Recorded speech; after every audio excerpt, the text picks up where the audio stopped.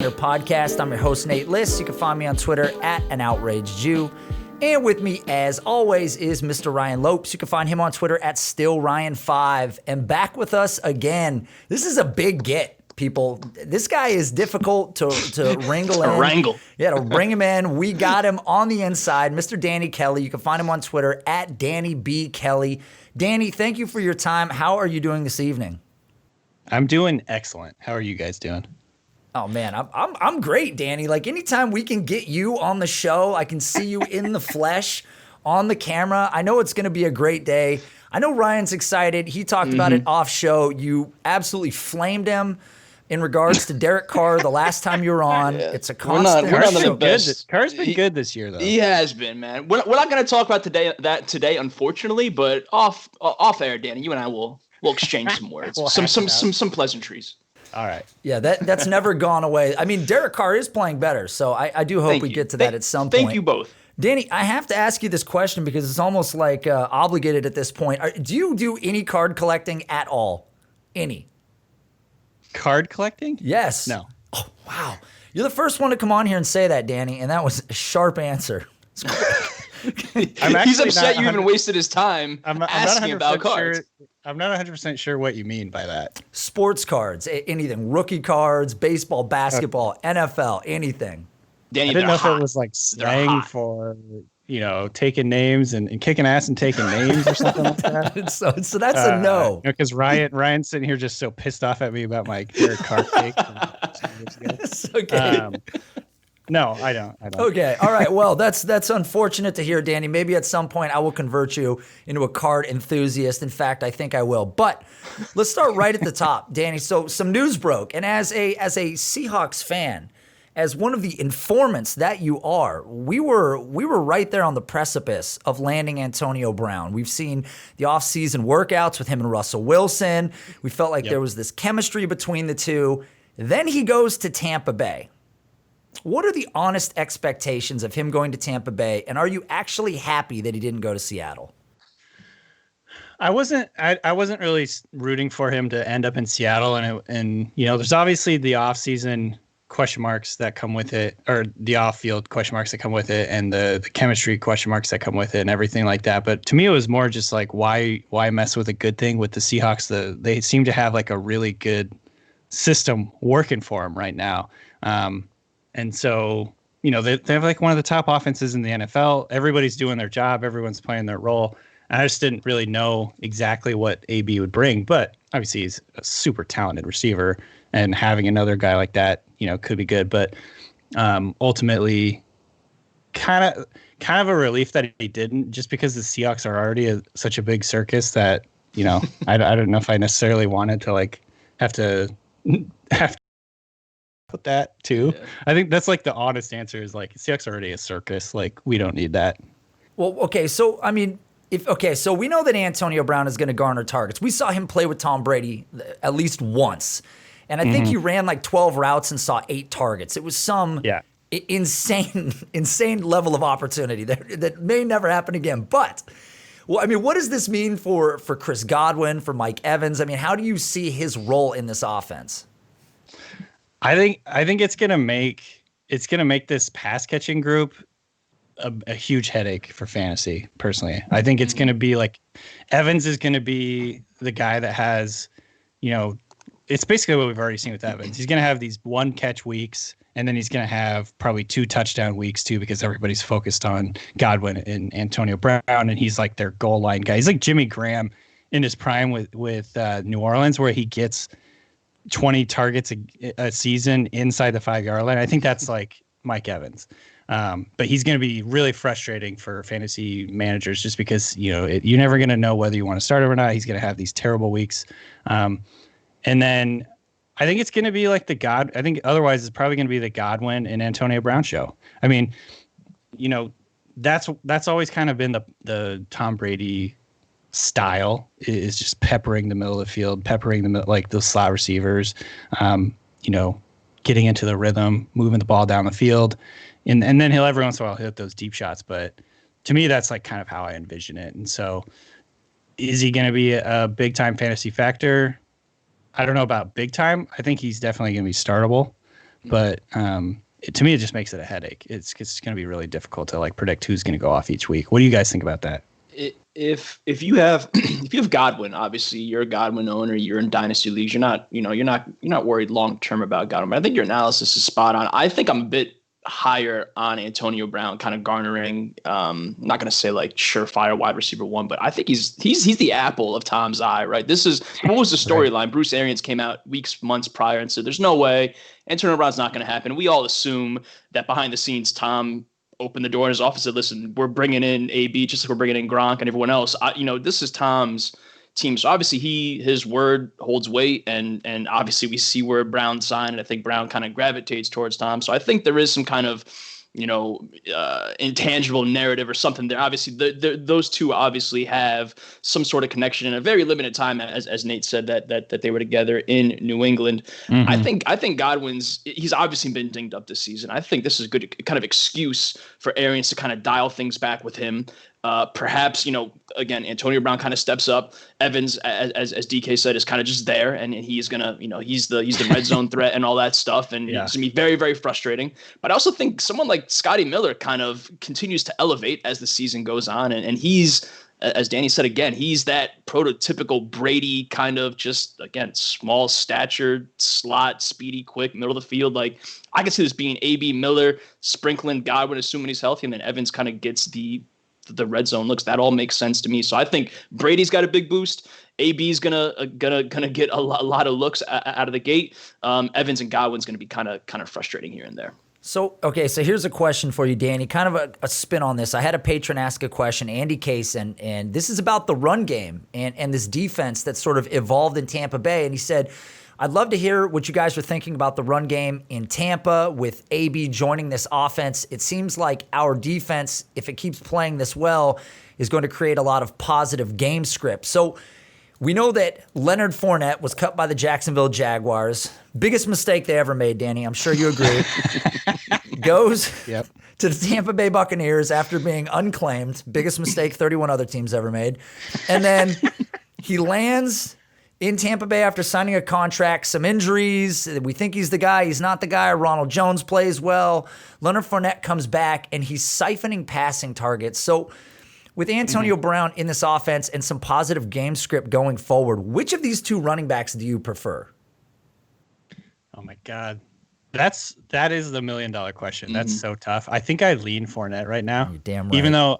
Even though I like Ronald Jones a lot, and I was kind of a Ronald Jones truther throughout the offseason. Interesting. I missed all that. Okay.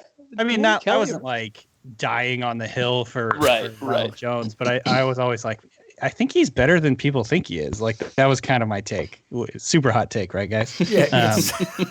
really put yourself coming out there. like haymakers. I think he's better than people think he is. But yeah, like. So it's been, to me, it's been kind of nice seeing Ronald Jones take over. Obviously, he had like 3 straight 100-yard games when Fournette was on the shelf. And honestly, you can't trust a goddamn thing that Arians says about literally anything.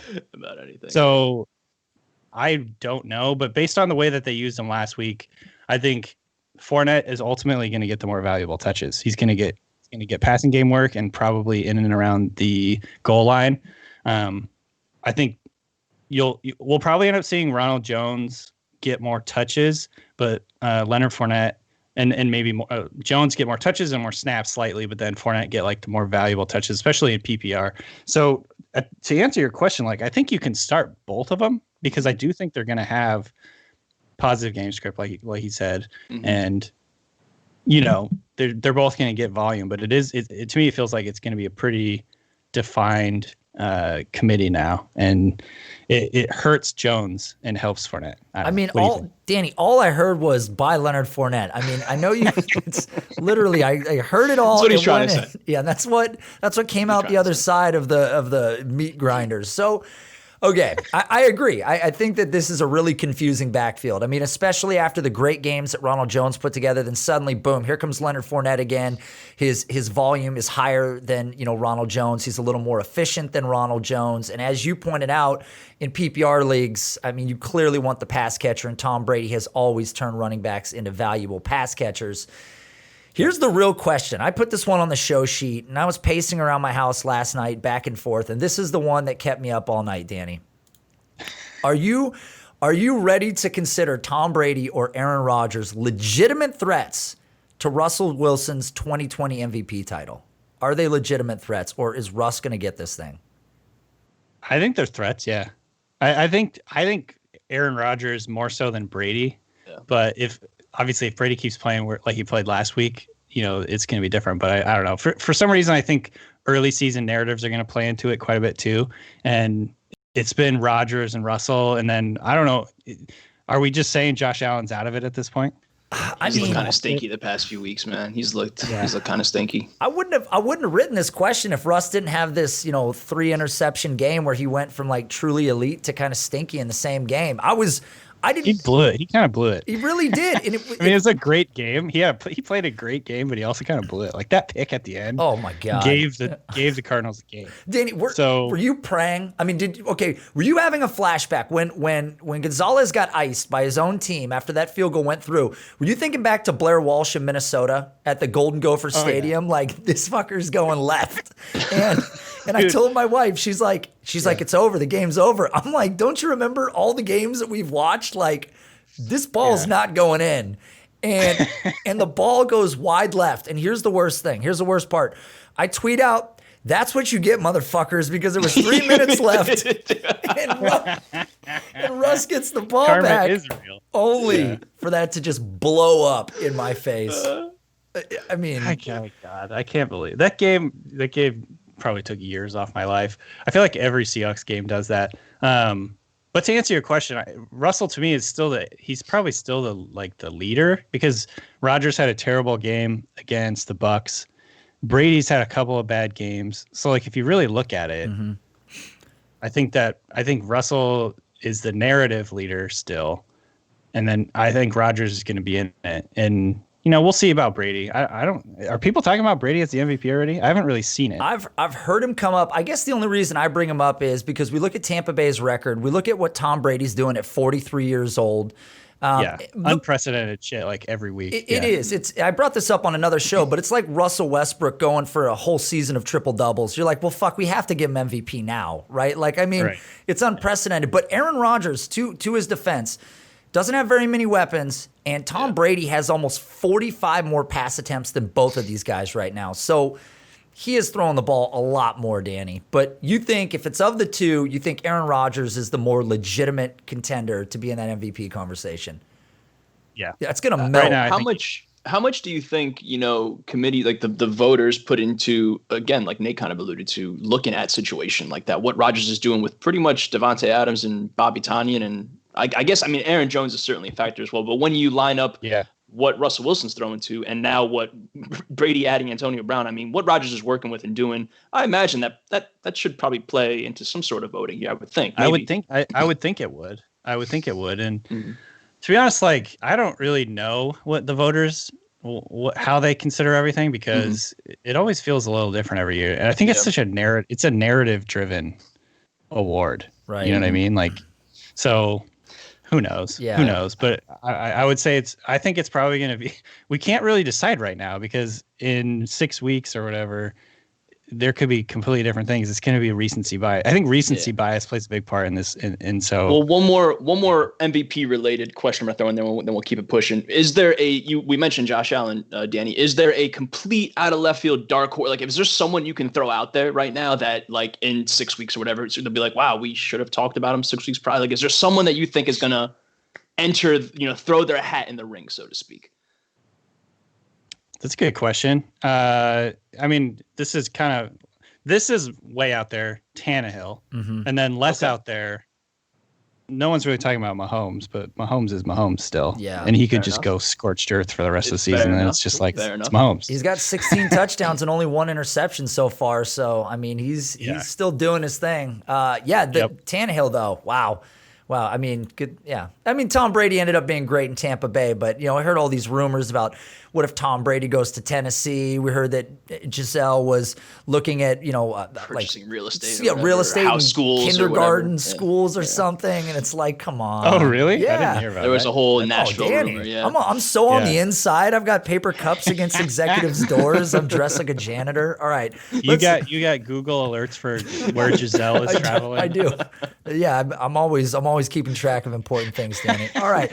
So this one I think is less important because I've never been a fan of this player, but I'm going to ask you this question anyways, even though it makes me physically ill. Chase Edmonds, running back for Arizona. We saw him pretty much ice the game the other night. Is he the running back to own in Arizona? And is he potentially a league winner for fantasy owners? Why do you not like him? Yeah, I feel like he's a pretty nice guy all around. I mean, okay, if we're talking about personality, I'm sure he's like a great guy and like we could sit down and have like deep, earthy chats. But the reality of the situation is, Danny, I'm not a strong supporter of small school prospects. And it goes deep. It goes deep, deep, deep with Matt Kelly mostly. So I don't want this to be a thing with you and I, okay? You guys have similar last names. I think you're a great guy. I think Matt Kelly can be difficult. And I pretty much put myself in a position where I have to say this stuff now, even though I think Chase Edmonds looked freaking fantastic the other night. Okay, I see. So the floor is yours. I get this. Yeah, that makes total sense. The answer to your question is that I do think he's the RB1 now. And it seems like Drake is going to be out for a bit too. Mm-hmm. I don't know what they diagnosed. It was like an ankle sprain or something like that, but it looked pretty serious. He's obviously in a lot of pain. And honestly, Edmonds was already playing. It seemed like he was already playing better than Drake anyway.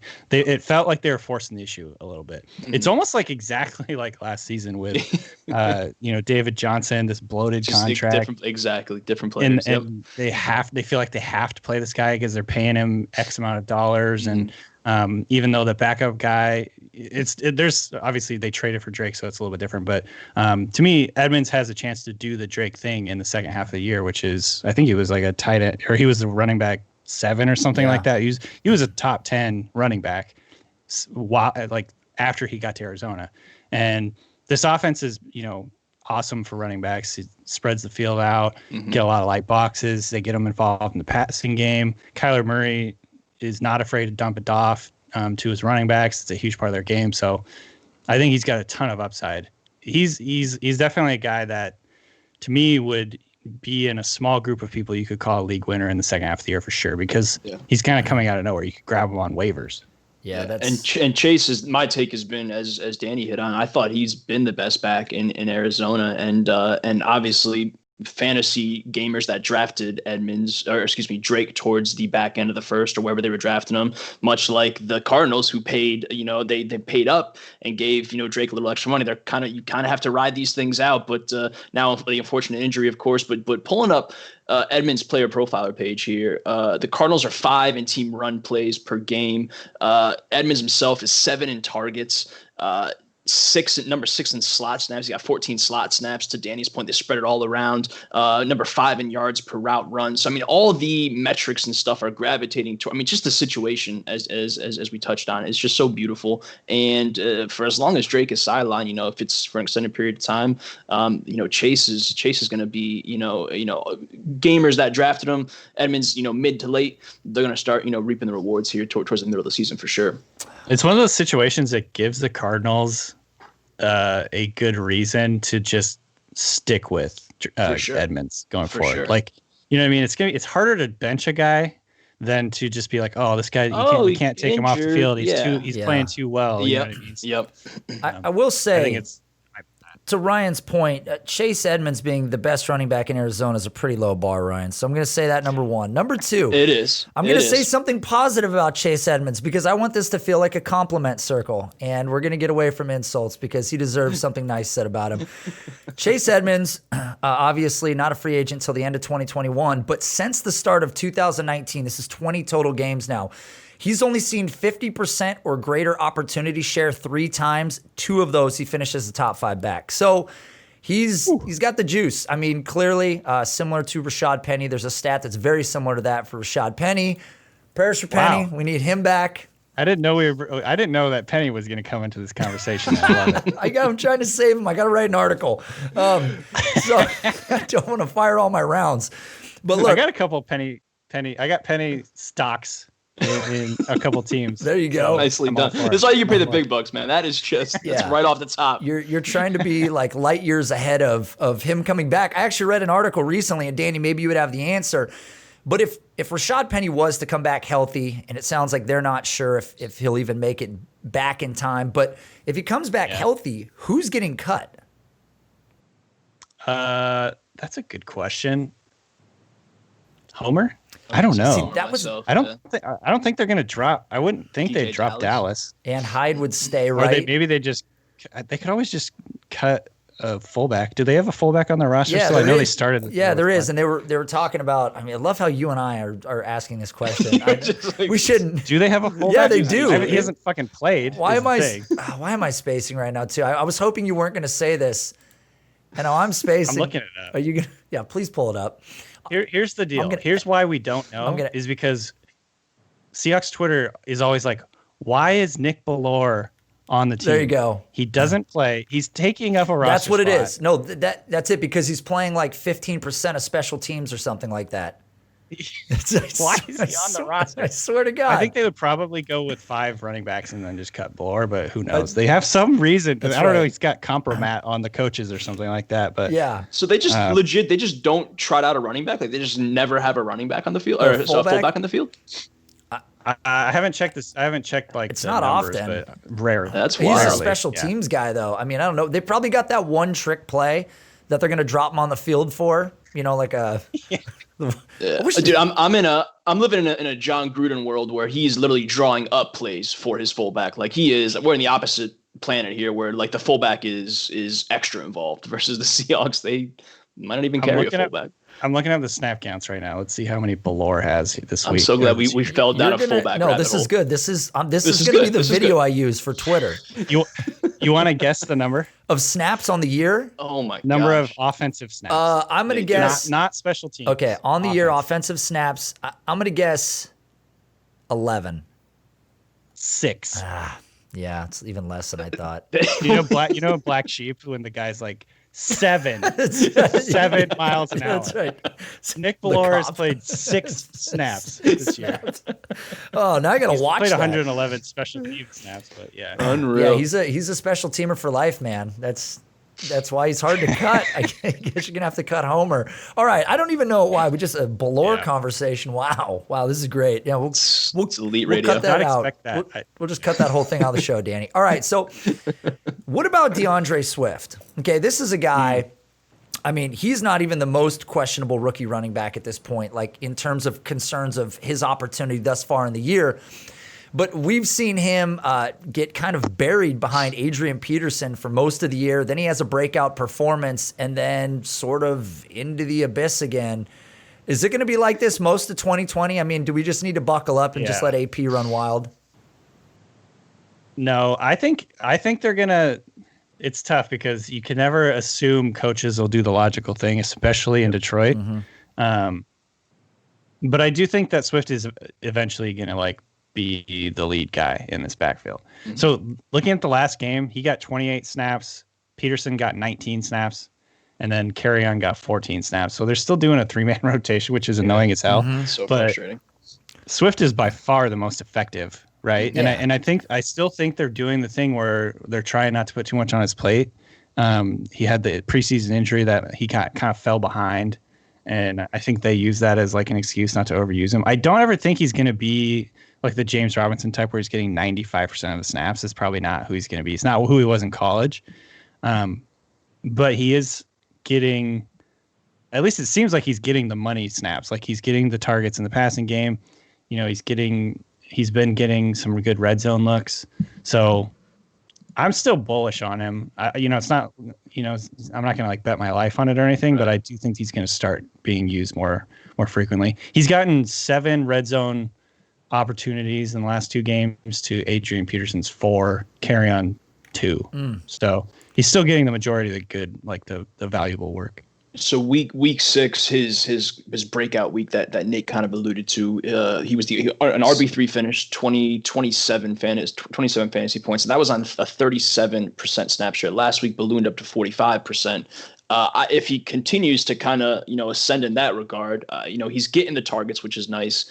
I forgot who was calling the game on Sunday, the Lions game, but I tuned in momentarily on Red Zone or whatever it was. And they spoke about that 3-man backfield, how, Adrian Peterson he's the elder statesman, that he's still going to, you have to respect Adrian Peterson and give him, however many carries and looks a game, whatever. And then you got Kerryon Johnson, who's the unselfish runner, right? He's willing and able to do anything. And he's been getting dinged up here and there his whole career. But I think it's just a matter of time, as Danny kind of alludes to, that, DAndre Swift just kind of does so much and does enough and flashes enough with a team, much like Chase Edmonds, who had an injury kind of break his way. DAndre Swift, I anticipate he's just going to perform well enough. The talent's going to shine through, and it's going to be hard for the team to it's much easier to kind of, again, I know it's Adrian Peterson and the resume speaks for itself, but at this stage of the game, it's much easier to kind of turn away from that, I would think. But again, can't really count on these logical coaching decisions and stuff like that. The thing is, I trust Bevel. I feel like Bevel is a smart coach. I don't think he's an idiot. Mm-hmm. Patricia is the guy that worries me. Yeah, I don't know how much that was always. Yeah, that was the concern for dynasty drafters with Detroit, and just knowing that Patricia was on the mic. How long is that going to last? Because it's rough. Yeah. Yeah, I do. Like, bottom line though, I do think he's going to have a good second half. I think he's going to be like an RB2 in the second half. Yeah.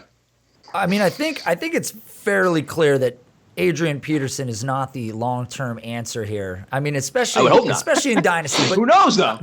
He might, dude. Adrian Peterson might Frank Gore it. Who knows? We can only hope so. Danny, did say that he kind of came from this similar type of workload in college, and he may have gone to the best place to be in a committee. Detroit just screams committee backfield, and maybe that's what this is. I don't think so. You look at his snap share. That was actually his highest snap share thus far in 2020. So, things are trending up. I think no matter what, the corner is going to get turned here eventually. But you already named the next guy that we were going to touch on. This is a guy that was not on very many people's radar. Danny, I know you do off-season deep dives when these guys are coming into the league, rookies, so you may have been more aware of James Robinson than anybody else, at least anybody else on this call. So we look at what he's done in fantasy to this point this year. I believe he's the RB2 overall in fantasy right now, which is shocking because I thought that Leonard Fournette was supposed to be the running back in Jacksonville. Anyways, mistake on their part. So Leonard Fournette, though, he's gone, and here we are. James Robinson steps in, and he's playing admirably. He's playing incredible. Has anybody else impressed you this season, or anybody that we could throw into this category? And is the James Robinson thing for real? That's a tough question. To answer to what you mentioned first about being like on Robinson in the offseason, I was not. I was aware of him because I know that he checked a lot of boxes from a production standpoint. Like, he was a sleeper from that point of view. I remember going back and watching his tape though and being thoroughly unimpressed. It didn't stand out to me in any way. Mm-hmm. But he looks really good. Like, he legitimately looks good. I don't know if I just missed, maybe it was like bias seeping in because he was Illinois State and he's not especially like fast. He's an explosive guy though. And when he gets downhill, he's a load. And I don't know, I kind of do feel like he is the real deal. The guy that I've been kind of comparing him to, and they're not the same player, but is Chris Carson in the idea that when the Seahawks drafted Carson, I'd never heard of him. First of all, he was like a second string backup for Oklahoma State didn't really do anything in college. He was banged up a little bit. And there's this background story that Carson changed, like basically someone was like, stop trying to be a scat back. Like, you're a power back. And then he changed his whole philosophy and he turned into this really good run. I think Carson's a legitimately good running back. Mm-hmm. And, the long story short, I think James Robinson could do the same thing. Like, he could be a guy that just got overlooked in college for whatever reason. But everything we've seen from him, he's really tough, physical. He's got that one cut and go style that really fits with the Jaguars, and he's just always picking up positive yardage. He's leaping over dudes. He's just and he's good in the passing game. Mm-hmm.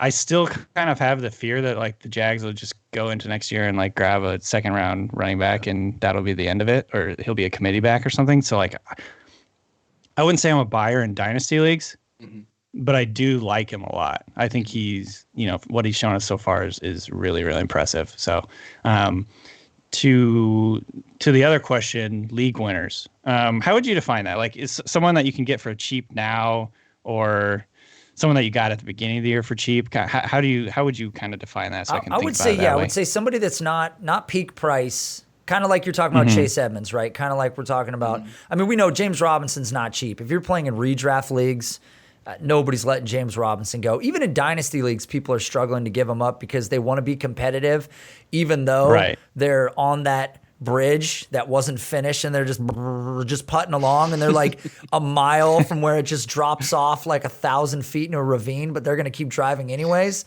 And that's fine because sometimes you want to use your gas. So yeah, if somebody, the cut of that cloth, is there anybody else that comes to mind at all?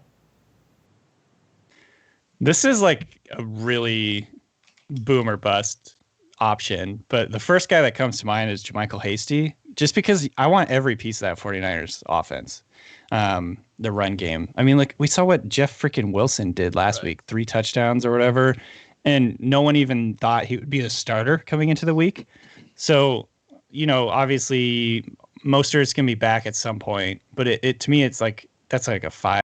He has the same injury as Christian McCaffrey. He's going to miss like 5 or 6 weeks, don't you think? Yep. And you could have Hasty by default be the starter over the next 4 or 5 weeks in the San Francisco offense, where they get their running backs involved in the passing game too. And alternatively, he could just be the backup to like Tevin Coleman or something annoying, and they could just do whatever. But to me, I like taking chances on guys like that where you're buying the offense. You're buying like the chance to have a piece of that offense. The other guy that comes to mind is J.K. Dobbins. Same reason, essentially. Like if there was an injury in Baltimore, or if they finally wise up and start giving him more carries, he's just looks so goddamn good. Yeah. Every time he touches the ball, it's like electric. So, and Mark Ingram has not looked good. So the Ravens are tough because they always seem they're like the Lions. They seem very dedicated to like letting their, older players do what they want to do.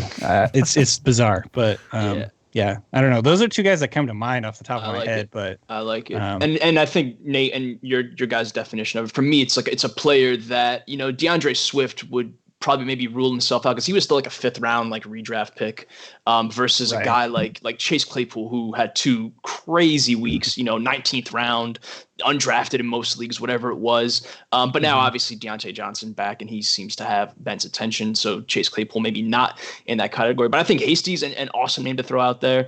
And James, the James Robinson question was on the sheet for me because I don't think anyone else, if he continues what he's doing, like he seems to be the guy that if you snagged him to start the season off of waivers, or you somehow listen to someone this offseason and snag them in a draft super late, you are sitting pretty, man, because what he's doing, he's getting fed.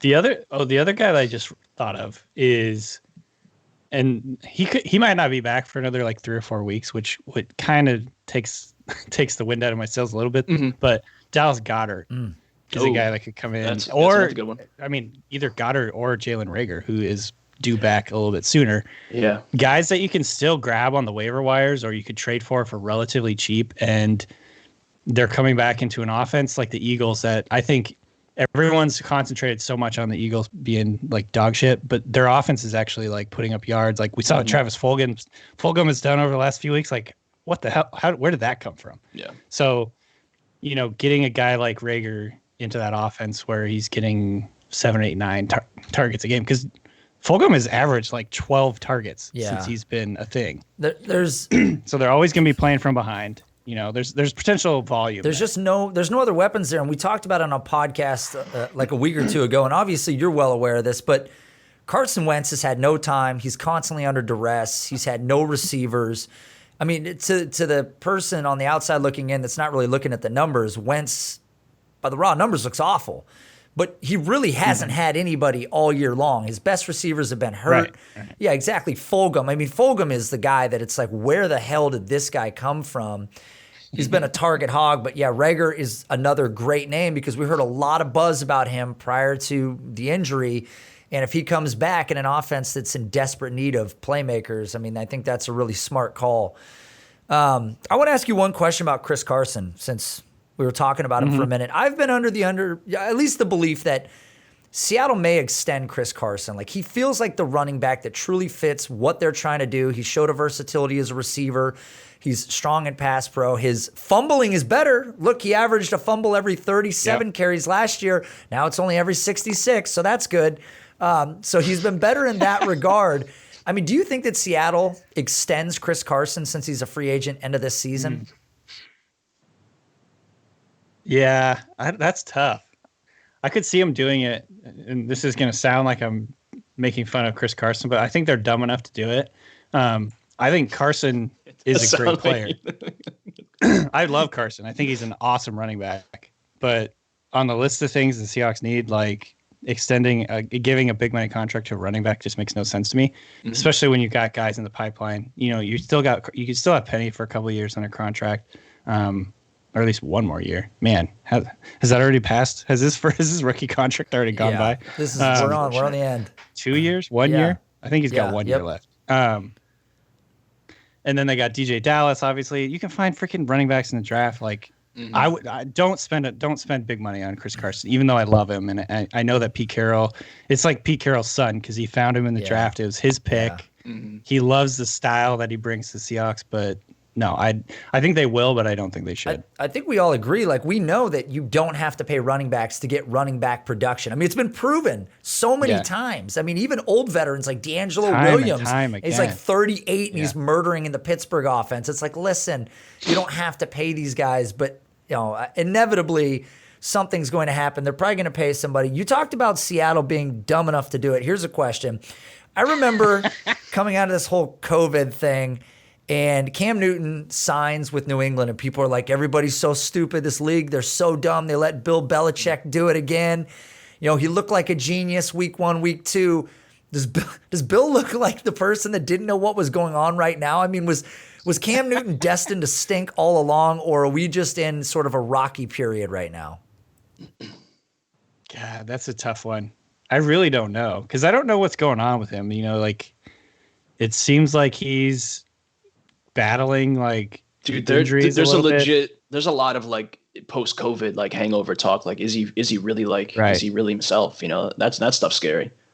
Yeah, and I know Belichick in the presser was like, no, that's not an issue. I don't even think he ever had any symptoms. So that might not even be that. Well, that's definitely speculation, but that's not something Belichick is at all using as an excuse. Apparently, like, Belichick is like, no, you don't use excuses when you're a Patriot at all, period.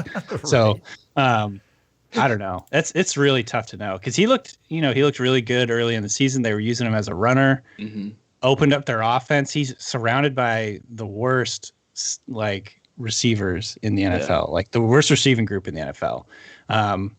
You know, it's not a coincidence that he had his best game against the Seahawks, because the Seahawks defense is just atrocious. But I don't know.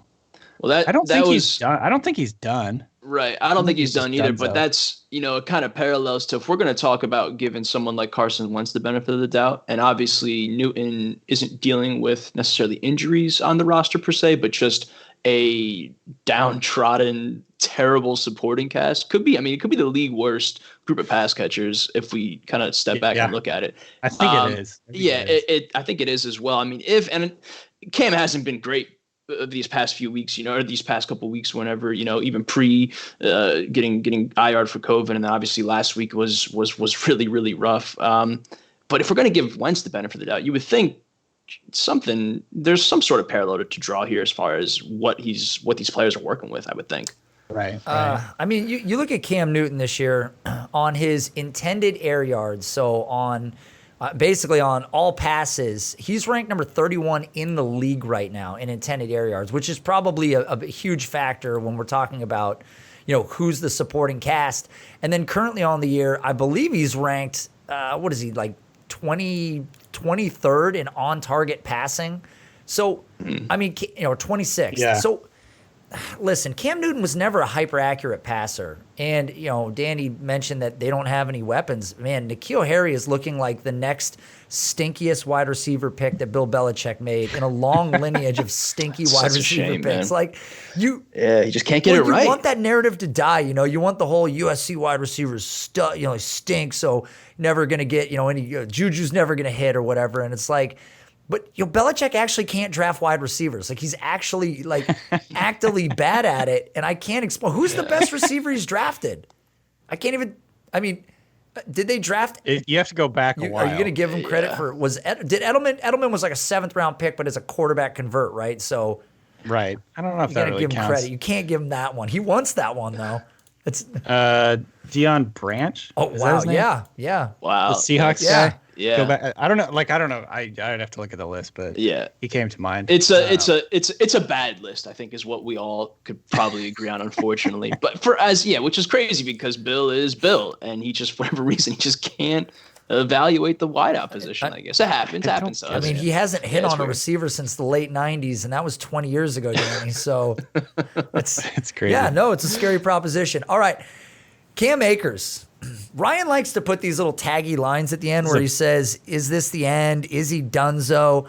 Yeah, it's very ominous when I write these show sheets, boys. I know, scary. I don't even like reading them. So open them up. So Cam Akers had just a really weird year for being a 2nd round pick to a team that sounded like they really got the guy they wanted. Darrell Henderson's played better than I think people expected after a season where he was sort of overshadowed, and it looks like his situation last year is happening to Cam Akers this year. Is that kind of your belief? Yep. Yeah, I think it's like the parallels are kind of like crazy how similar they are. Yeah. Obviously Gurley's not in this situation anymore, so that's different. But I want to say Henderson dealt with injuries early on and then fell behind and just never worked his way back into it. Like late in the season, they used him a little bit, but they still had Gurley. I think it's going to be the same situation with Akers where they're not going to press the issue with him. He got, I think it was like 14 carries or something like that in week 1. He just didn't really look like he knew it. He didn't look like he knew what he was doing. Like he was pressing.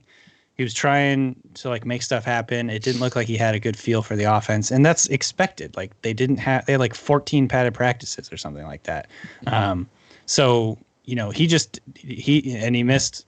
I think he missed like weeks 2, 3, and 4 or something like that with a rib injury. He's had like the worst succession of incidents that would make it just derail a rookie season essentially. If things had gone a little differently, if he'd caught on in week 1, maybe they'd be using him a little bit more. If he hadn't hurt himself, if he hadn't gotten hurt in week 2, we could be having a totally different discussion. But for now, it feels like the Rams are just settling into their offense. They trust Henderson. He does give them a pretty explosive element, that they need at the running back position. So it just feels to me like they're like, why we don't need to change anything right now. We're not gonna. He got 1 snap 2 weeks ago, 3 snaps last week. He's healthy, so I wouldn't put any stock in him this season, unfortunately, because I love him and I had really high hopes for him this season in that offense, but it's just not happening. I don't think it's gonna happen unless there's an injury. And this goes back to kind of pre-draft and college Akers too. This was, he was famously the 5-star recruit that he was, the nation's number 2 running back at the time, but he was a high school quarterback. That was a running back convert to Florida State. Obviously, go look at the Florida State tape, the worst offensive line performance. But a lot of the conversation about Akers coming out was just how raw of a runner he really was. So to Danny's point, maybe no rookie running back needed the offseason more than someone like Akers to really. And again, as much as because Nate, myself, again, we were all super high on Akers for obvious reasons. The talent is clearly there, but the reality is, without those practices, which no one really knew how the COVID environment was going to play out. But now we see that, you can easily fall back, fall behind. And maybe it's very similar to what happened with Henderson. Maybe it took that year. So maybe next year, the sophomore season is the one for Akers where things kind of click. I think, I have a empathy for rookies that start slow because especially in situations like this, because I really do think you can derail your entire season by falling behind early on. For sure. And people don't, I don't think people give some rookies enough credit, or not credit, but like they don't give them enough empathy for things like that, because patience. Yeah. I mean, teams just have to keep moving. They can't just like wait around for a guy to like come around. And I've seen it happen a million times with rookies where early season training camp injury and it just derails the entire season. It doesn't happen for everyone, clearly, but it can happen. I think that's what's happening with Akers. And so I feel for the guy. I still have really high hopes for him dynasty wise. I think he's going to be really good, but it just doesn't feel like this is going to be the year that happens. I think an important note to bring up about this is, number one, Jared Goff's been a bit stinky this year. Even though I was a big proponent. He's looked a little better in the past couple of weeks. But the one thing I do want to bring up is one big knock about the Rams. And we heard like sort of the insiders with the Rams beat reporters said it was going to look better this year. The run game last year, when you look at Football Outsiders, had them ranked number 19 overall in adjusted line yards. This year, they're number 1 overall, and they're number 2 in the league in rush attempts. So it's an offense you clearly want to get a running back in. The volume is there. The offensive line production is there. If Goff picks things up a little bit, I think that, God, if Akers ever gets this full role, whatever running back ever gets like the entirety of this role like Gurley once had, I mean, it's going to be one of the coveted spots that we're not really talking about per se as much because there's been this battle. But if one of these players emerges, even if it's 2021, I mean, you could be looking at top 5 volume in the league with one of the best run, games in the league. So they might be turning a corner, agree. Right? That is exactly that explanation that you just gave is like verbatim, like why I was so high on Akers coming in. I thought he was going to be like the breakout star of the running back class, and ironically, like all the other guys are doing it, and he's just like getting one snap a game. But I was buying into that exactly that. Like the offense has that so much opportunity. But yeah, it just hasn't happened. It's there though. His opportunity hasn't, but at least the Rams do look good in that regard. So it makes him a sneaky buy low. I mean, like Danny said, this is a guy that everybody should be high on. So go out and get Akers if you can get him. This is a sad one. This one, again, Ryan types up the show sheets. Ryan is the curator. He's the author. Somber. Yeah, it's a somber Odell sheet. Beckham, ACL tear. What's the next step for Odell Beckham? I mean, yeah. Well, what's his contract situation? He's under contract for a couple of years, right? So he's not going anywhere. I got to look it up, but I think he was under contract. Yeah, that sounds about right. Man, I don't know. I just think I think this offense isn't really conducive to having him turn back into a fantasy superstar. And if he stays in Cleveland, which it seems like he will, unless something crazy happens, I think he's going to be a lower ceiling, like a wide receiver 2 type, where you're going to get big plays out of him. And when Stefanski gets this offense like going, it feels like he's done a pretty good job like managing what's happening with Baker Mayfield right now, because Mayfield seems to be battling some stuff, like his mechanics are off. It feels like he's pressing, it feels like his confidence is off a little bit. So Stefanski, to his credit, I think has done a pretty good job with like, especially like we saw last week, he started out really shitty and then they did a lot of work to get him into a rhythm. It was like, do a little rollout stuff, like give him some layups to get him going. Like he's like shooting a couple free throws before you like go play a game, like get into the rhythm, And so I think Stefanski's a good coach. I think the offense is always going to be run first. It's going to be low volume. It's kind of like, I guess what we saw with the Vikings last year. But bottom line, like long term, like I'm not super excited about Odell. He's not a guy I'm trading for in dynasty. I think he's in a not a great situation, and he's going to have to come back from his ACL injury now. So not a player I'm super excited for. The future. I don't have a ton of Beckham commentary yet, but talking about Baker, did you see the flow chart that someone posted about Baker? Just like it was like a 5-point flow chart about how like you play like shit, like get trash talked to, like underdog mentality, have a good game, talk shit back, and then like play like shit again. Like it's like a never ending cycle of just media. It's so funny. But back to Beckham real quick, age 28. It just feels like he's been living his career, rightfully so, off. I mean, the Giants era, there were the flashes and the heights were awesome. Obviously the catch. It just feels like I don't want to say Josh Gordon-esque because Josh Gordon was much shorter lived, but the highs were the highest highs. And that bar, perhaps prematurely or inaccurately, was adjusted to that height, and it's kind of stayed there for maybe far too long. Sadly, it's again, as Nate said, it's a sad topic to kind of traverse. I mean, and the problem for Odell Beckham is it's been injuries that have really derailed like a big part of his career. We were talking about a guy that was on, if he didn't get hurt in 17, be 6 straight seasons of 1,000-yard production.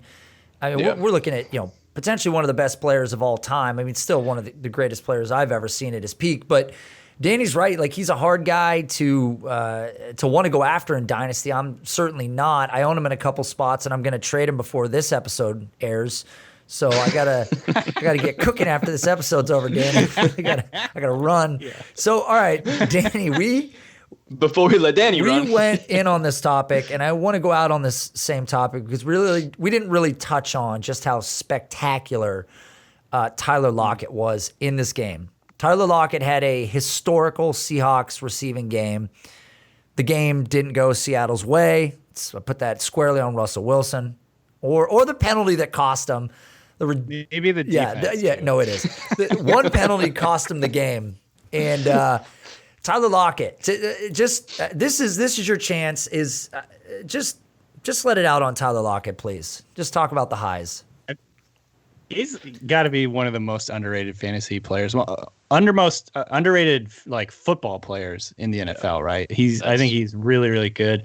He now has 2 of the most impressive, improbable catches, toe touch catches. Ridiculous. That we were just talking about the catch, with Odell Beckham. Yep. Like maybe Lockett's weren't as flashy or whatever because he used both hands, but I think the degree of difficulty was probably much more difficult on both of them. So the first one I'm talking about is the one where Russell Wilson, I don't remember who it was against, but Russell Wilson like moved out to his left and then threw it right into the back corner of the end zone and toe touched. And then last week, Lockett caught that looping ball that Russell Wilson probably made it way harder than it needed to be. But right at the back, it did not, like on the first, like when they first caught it, I was like, there's no way in hell. No way, right? Exactly. It looked like he was a foot out. But he's got this crazy, just internal barometer for where the end line is or where the sideline is. It's crazy. I think the Seahawks like triangle of talent between Russell Wilson, DK Metcalf, and Tyler Lockett is so fascinating because Lockett is the alpha. He's the guy that is literally 1.5 times bigger than everyone and 1.5 times faster than everyone. It's just like this weird, he's like a demigod type guy where he's just physically superior than everyone. And then you have Lockett, who is this sneaky little dude who just like runs around in the back, is always open, really reliable. Always catches everything, yeah. And so I actually called Lockett's blow-up game. I did not call that he was going to have that ridiculous of a blow-up game, but on the podcast last week on the Ringer Fantasy Football Show. There it is. I called, I was basically like, if you're the Cardinals, what are you concentrating on for the full week before the game? It's DK Metcalf. And Lockett had been kind of under the radar, flying under the radar the last 2 weeks before that. I was just like, man, Seahawks are going to go at him with Lockett. And sure enough, he was just all over the place. So I think the Seahawks have like such an interesting, trifecta of guys that they can work with. Both of them, both DK and Lockett are elite downfield threats, and Russell Wilson obviously elite downfield passer. So it's just like the perfect storm. Man, Danny, I don't want to add anything to it. Ryan, don't add anything to it either. That was nothing to say. This is the Seattle fans moment right here. I got nothing. That was a Salt Bay moment right there. That was so perfect. Just the glasses slid down the bridge of the nose. Danny, that's what he does. Man, I appreciate your time. I know I wish we could have had more time with you. You're a busy man. So any opportunity we get to work with you on this is always a good time. Man. as you mentioned, where can people find you? I see that you're with Spotify. I don't even know like what you're doing with Spotify. What's the deal there? So the Ringer was acquired by Spotify. Okay. So we're still the Ringer, but sort of one and the same now. So you can check out my fantasy football podcast. It's the Ringer Fantasy Football Show. I do writing at theringer.com and do the Ringer Fantasy Football Draft Guide, the Ringer NFL Draft Guide. What else am I missing? That's about it. Yeah. Go check out the Ringer. Go check out the Ringer. You do a lot of stuff, man. And for those people that don't know. I was going to say, I really appreciate you guys, though. I have the Breakout Finder on my phone. And and I like check it periodically. I'm like, who am I missing? I need to like go pick up somebody. Wow. Love that, man. It's been like crazily accurate. I will say accurate. I said that weird. Accurate. I don't know what to tell you, Danny. I'm going to use that as a quote on the bottom of the website if I can get your permission. That's just a picture of Danny's face. Yeah. Is that even correct grammar? Yeah, Danny B. Kelly, crazily accurate.